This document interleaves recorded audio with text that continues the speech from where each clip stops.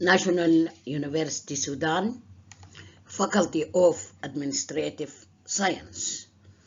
Good morning, my students. Today we are going to discuss monopolistic competition with particular attention to short-run and long-run equilibrium. Monopolistic competition is an important market structure because it combines characteristics of both competition and monopoly.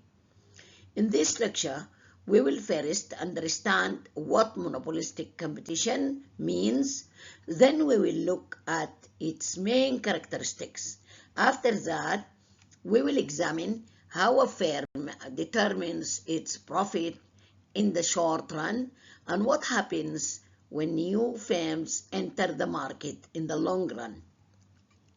Finally, we will discuss the different types of efficiency and inefficiency associated with monopolistic competition.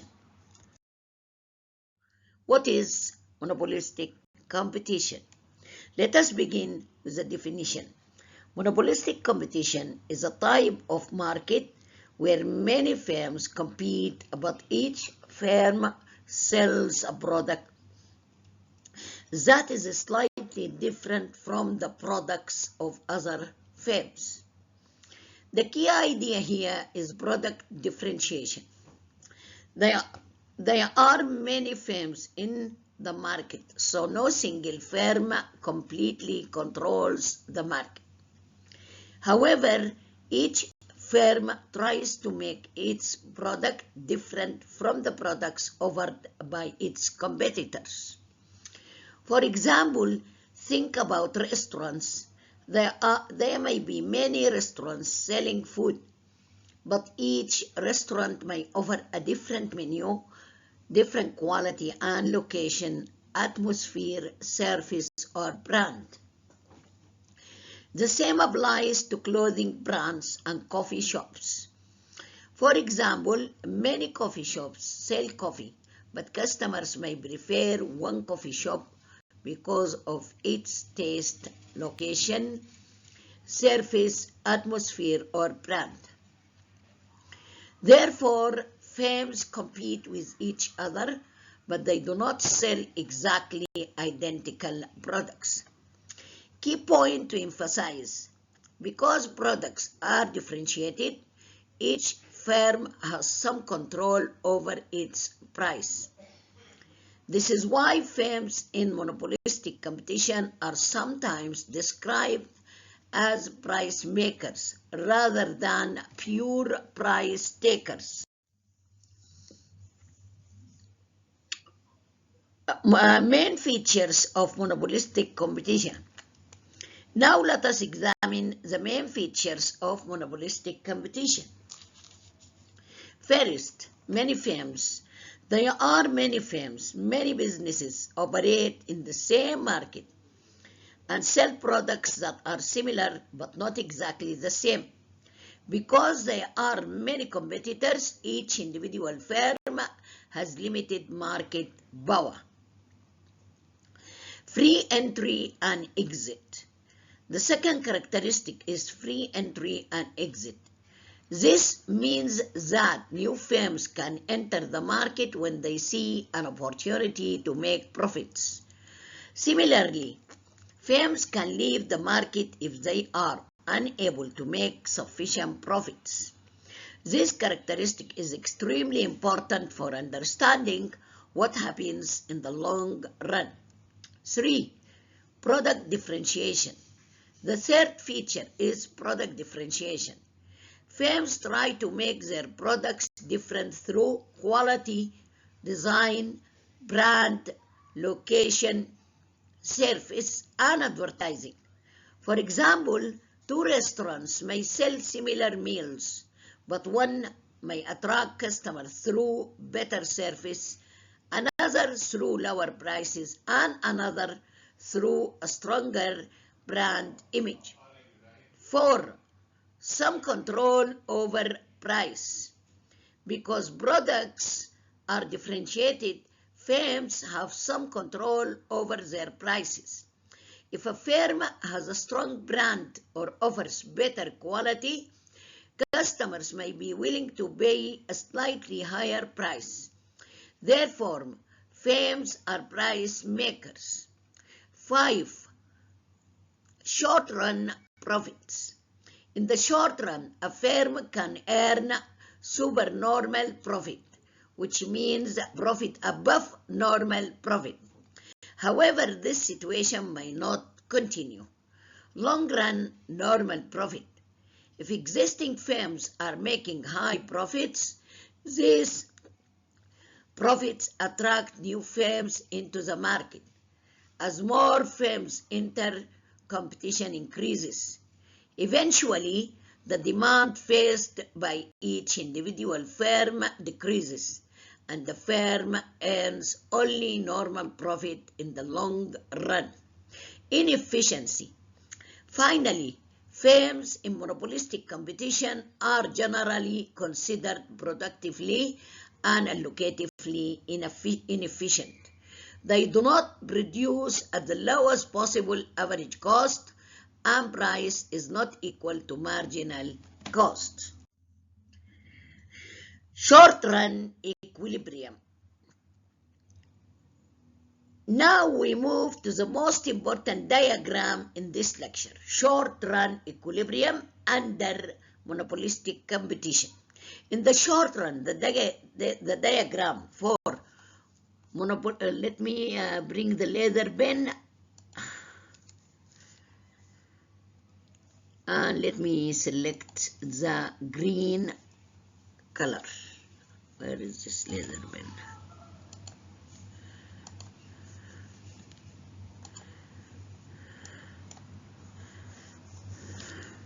It disappeared.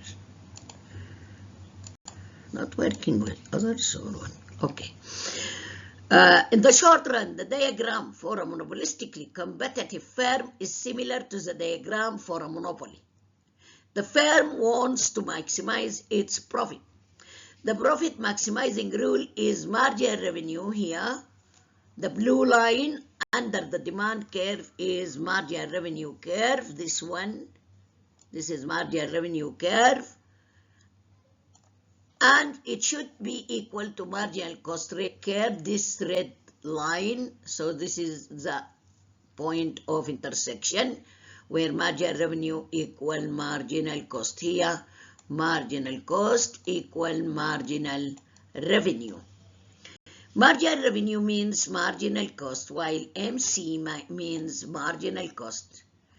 We find the point where the marginal revenue curve intersects the marginal cost curve. This determines the profit maximizing output. Q1 is profit maximizing output, which is shown as Q1. So at Q1, the firm chooses the quantity that maximizes its profit. Therefore, the profit maximizing point should be at marginal cost equal marginal revenue.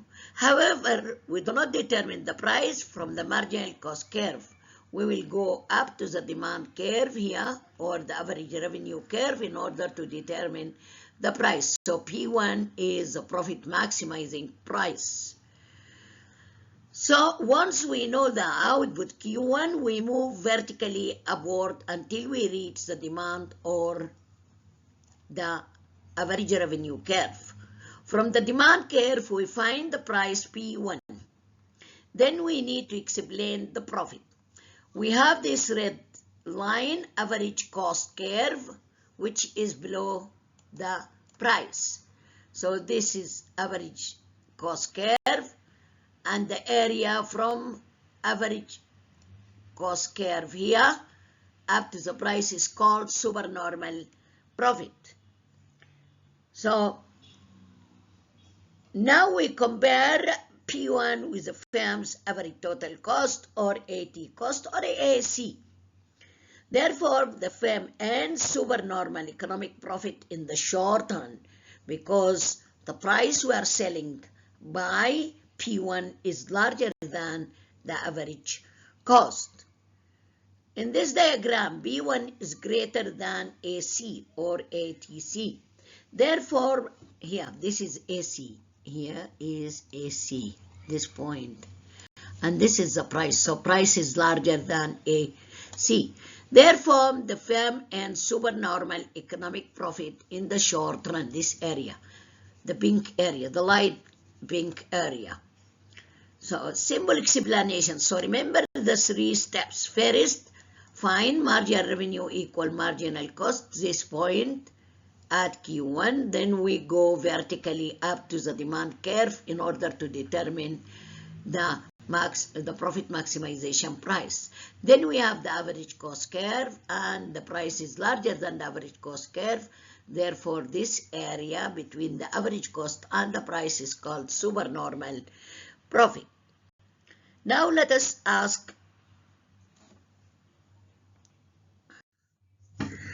come to long run equilibrium. Now let us ask an important question. What happens to this supernormal profit in the long run? In monopolistic competition, there is free entry and exit. Therefore, if existing firms are making supernormal profits, these profits provide an incentive for new firms to enter the market. Imagine that several coffee shops are making high profits. This will make other entrepreneurs see these profits and think, this market is profitable. I can open another coffee shop. As new firms enter the market, consumers have more choices. Demand shifts left. This is demand curve. Then the demand curve will shift like this here. Left. Okay? This means that each individual firm now has a smaller share to the market. Therefore, the original firm's demand decreases. As more firms enter, supernormal profits continue to fall down. The long-run result will be like this. Eventually, the firm reaches a position where it earns only normal profit here. This is a normal profit.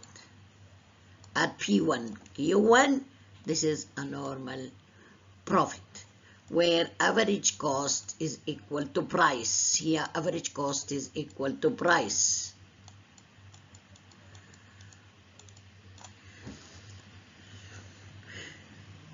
Short run means supernormal profit may occur, but in the long run, only normal profit. This is one of the most important differences between the short run and the long run in monopolistic competition. Free entry means that supernormal profits attract new competitors, and competition eventually reduces these profits. Finally, we will examine the efficiency of firms in monopolistic competition. There are 4 important concepts we need to understand: allocative efficiency, productive efficiency, dynamic efficiency, and X efficiency. Let us start by allocative inefficiency. Let us start by allocative inefficiency. The firms are allocatively inefficient. Allocative efficiency occurs when the price equals marginal cost. If the price is larger than marginal cost, then this is allocative inefficiency. But if price equal marginal cost, this is allocative efficiency. So, however, in monopolistic competition, the firm charges a price above the marginal cost. Therefore, resources are not allocated in the most efficient way. Simple explanation for this will be like this. The price consumers pay is higher than the additional cost of producing the last unit. Therefore, the firm is not producing at the allocatively efficient level. Second, productive inefficiency. Firms are productively inefficient. Productive efficiency means producing at the lowest possible average cost. However, a monopolistically competitive firm does not necessarily produce at the lowest point of its average cost curve. Therefore, the firm could potentially produce at a lower average cost. Imagine a firm can produce a product at an average cost of $10, but it is currently producing at a level where its average cost is $12. The firm is not producing at its lowest possible cost. This represents productive inefficiency. Dynamic efficiency. Third, we have dynamic efficiency. This is slightly different from the previous two types of efficiency. Dynamic efficiency refers to improvements over time through research, development, and innovation. Firms that earn profits may use part of those profits to invest in research and development, new technology, improved production methods, and better products. Therefore, although monopolistic competition has some inefficiencies, the possibility of profit can encourage firms to innovate. Number 4 is X efficiency. Finally, we have X efficiency. X efficiency refers to how well a firm controls its cost and uses its resources. Because firms in monopolistic competition face competition from other firms, they have an incentive to reduce cost, improve efficiency, improve quality, and provide better products. If a firm becomes too inefficient, customers may switch to competing firms. Therefore, competition puts pressure on firms to perform better.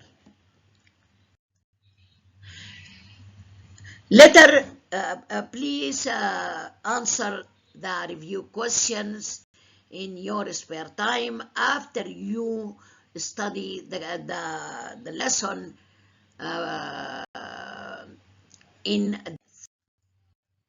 Let me summarize today's lecture. Monopolistic competition is a market structure with many firms and differentiated products. The main characteristics are many firms, free entry and exit, product differentiation, some control over price, possible supernormal profit in the short run, and normal profit in the long run. In the short run, the firm maximizes profit where marginal revenue equals marginal cost. The output is Q1, and the price is determined from the demand or average revenue curve. If price is greater than average total cost, the firm earns supernormal profit. In the long run, supernormal profit attracts new firms. New firms entering the market cause the demand curve facing each existing firm to shift to the left. Eventually, supernormal profit disappears and firms earn normal profit. Finally, monopolistic competition has both advantages and disadvantages in terms of efficiency. It is allocatively inefficient because price is larger than marginal cost. It is productively inefficient because firms do not produce at the lowest point of average cost. However, it can promote dynamic efficiency through research and innovation, and competition can encourage X efficiency through cost reduction and better products.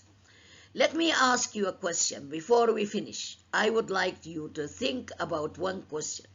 Why does supernormal profit disappear in the long run under monopolistic competition? I will give you a clue of the answer. Because free entry attracts new firms, increasing competition and shifting the demand curve facing existing firms to the left until only normal profit remains.